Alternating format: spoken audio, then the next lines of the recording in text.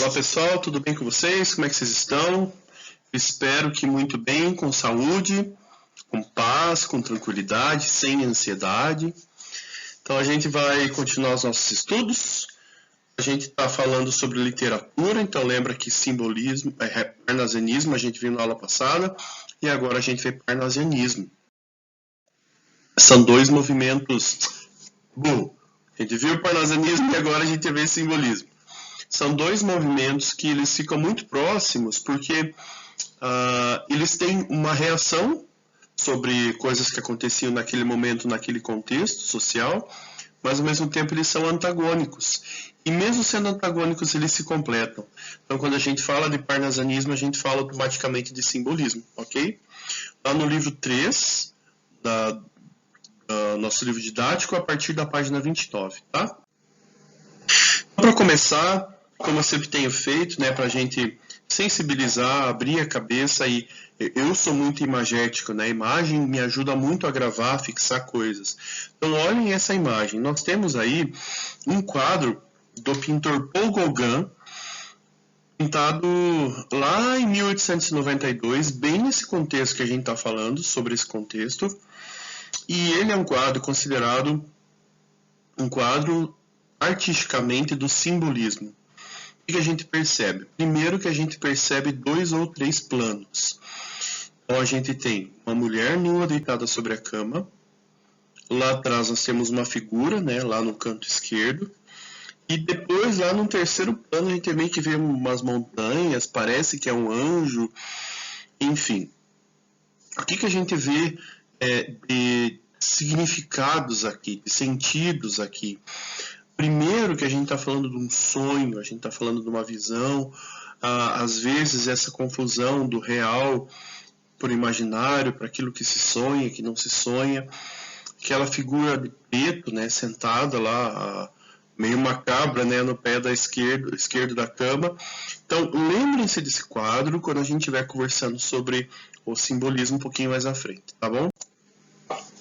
Sobre o contexto histórico, então lembre-se que nós estamos falando desse momento de transição do século XIX para o século XXI. Então, final do século XIX, início do século XX, a gente vive o quê? Um boom social trazido pela Revolução Industrial, pelo desenvolvimento tecnológico, pelo desenvolvimento da ciência, das filosofias, das artes.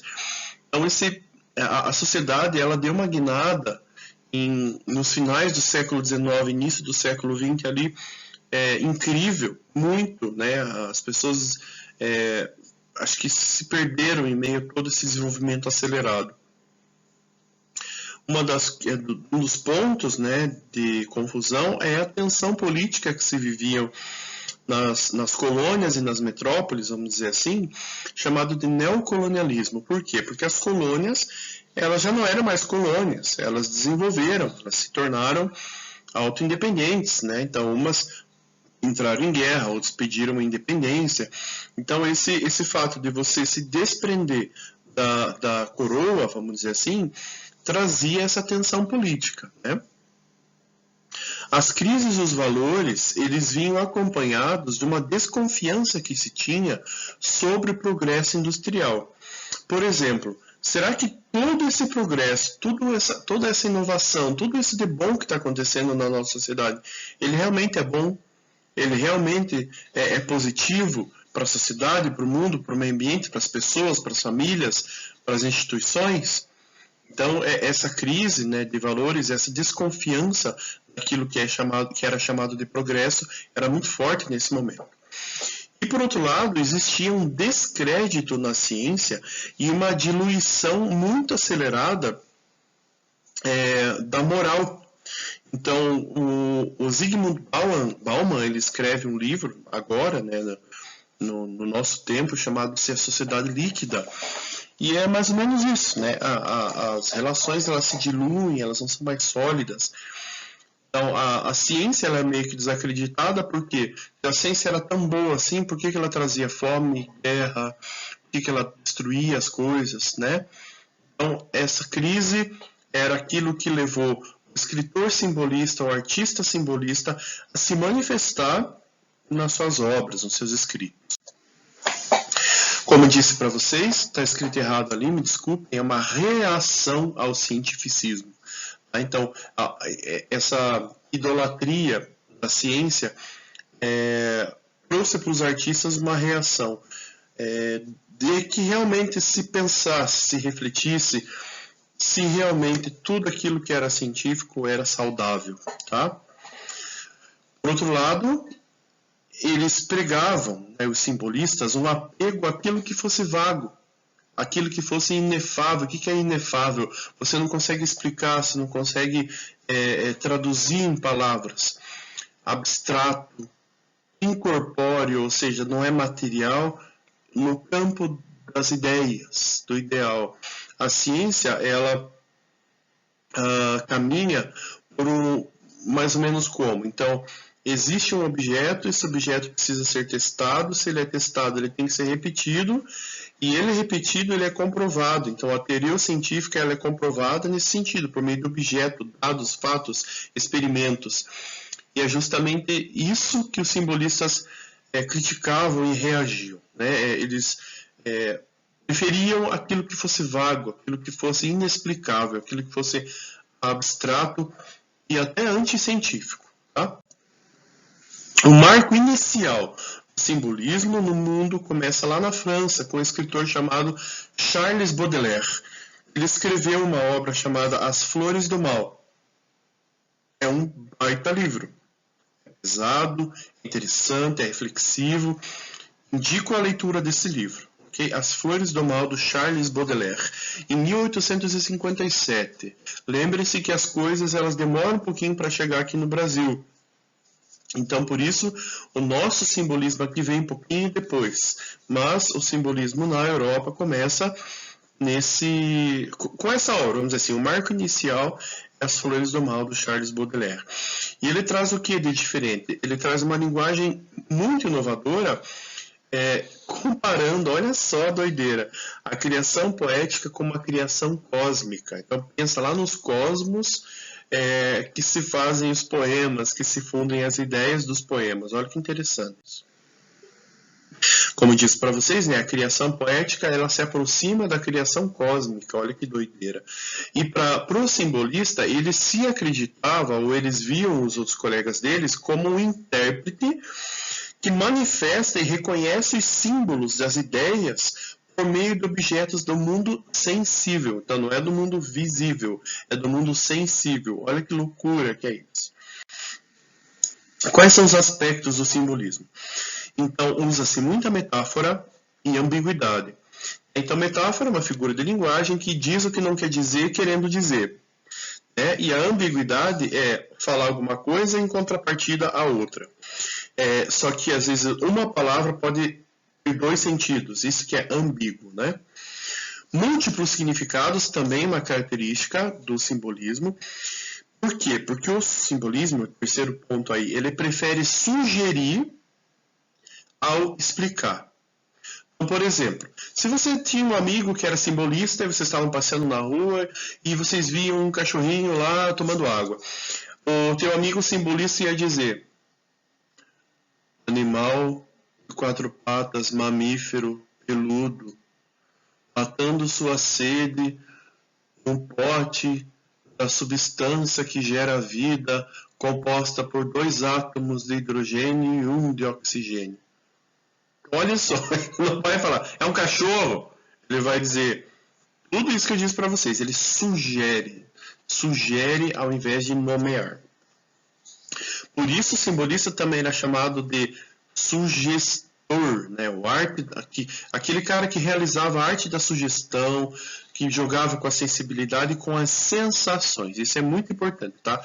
As sensações.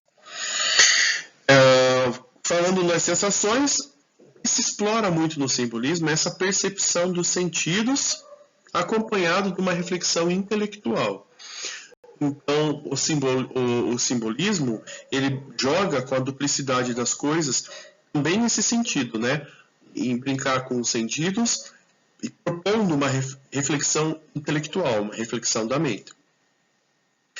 E de que forma o simbolista expressa essa duplicidade das coisas. Isso é um pouco difícil de entender, eu vou tentar deixar fácil para vocês, tá? Então, por exemplo, um simbolista, uma caneta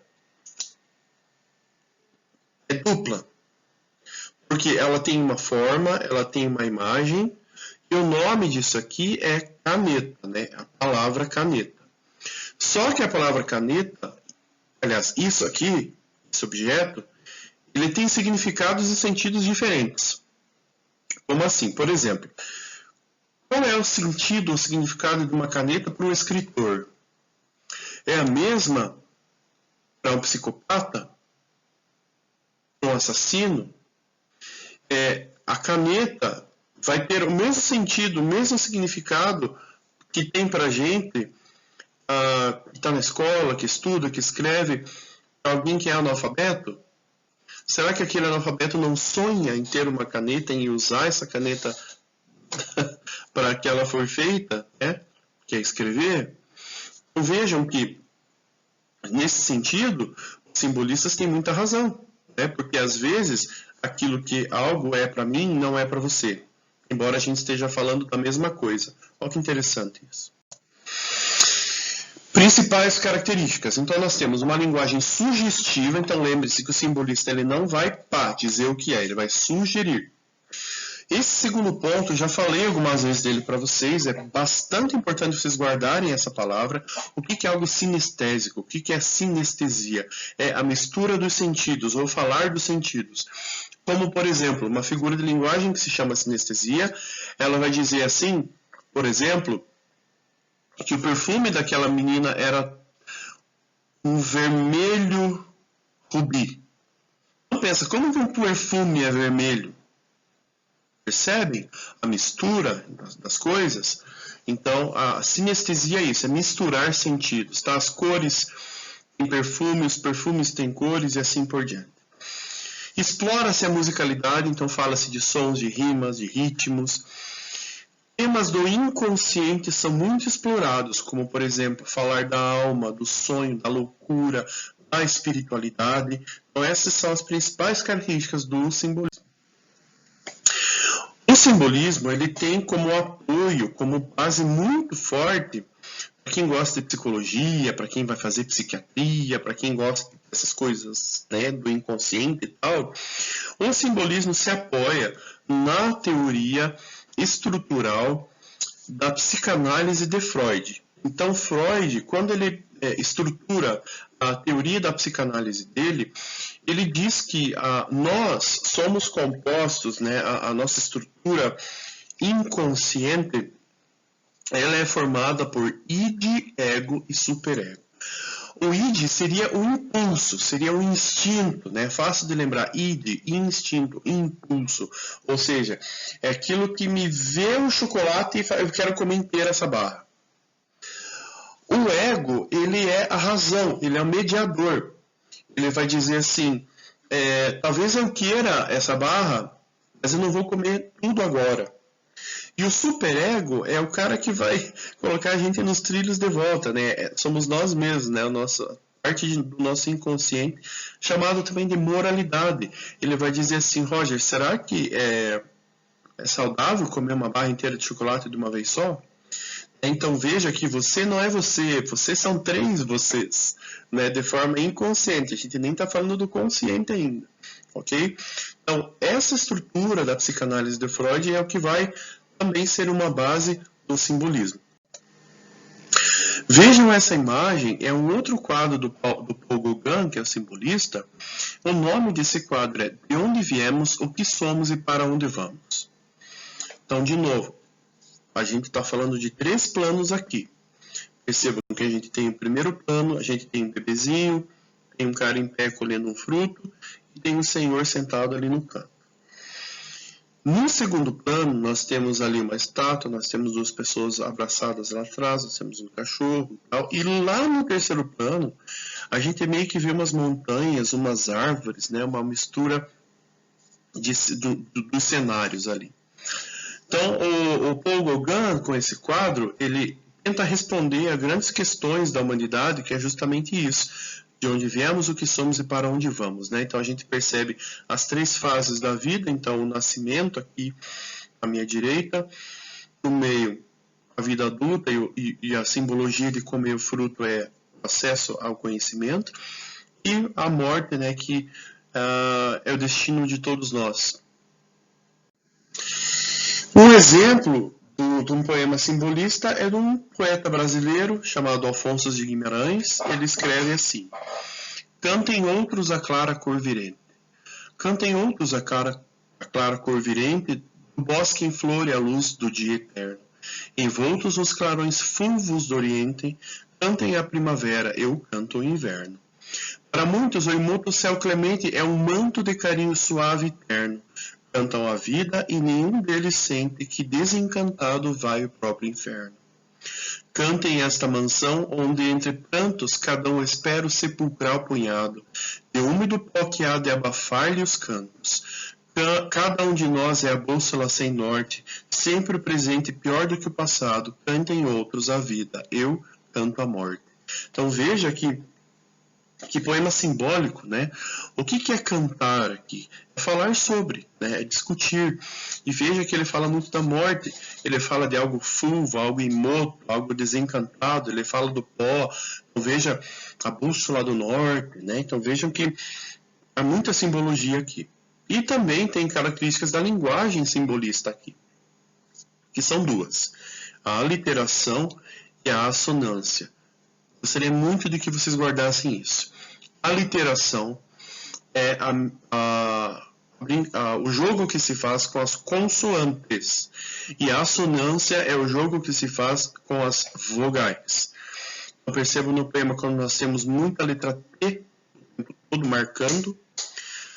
E também a gente tem muitas vogais es, a letra E, né? Aliteração, consoantes, assonância, vogais. Outro pedacinho do poema é do Camilo Peçanha, que é um poeta português simbolista. Ele diz assim: a dor forte e imprevista, ferindo-me imprevista, de branca e de imprevista, foi um deslumbramento que me endoidou a vista, fez-me perder a vista, fez-me fugir a vista, um doce esvaimento. O que ele está falando aqui, gente? Ele começa falando da dor que se esvaiu. E vejam que o símbolo, nós temos 2 sapatos na janela. Que forte isso, né? Será que ele se matou? Será que ele pulou dali? Olha que loucura, né? Então, é simbologia, nós não sabemos. Como atividade, eu deixo para vocês um PDF lá no Classroom, as páginas 34 e 35 do livro, e um poema para vocês lerem, para vocês verem na prática como que o simbolismo se dá. Ok, pessoal? Muito obrigado pela atenção de vocês. Até a próxima. Dúvidas, a gente se encontra. Ok? Tudo de bom.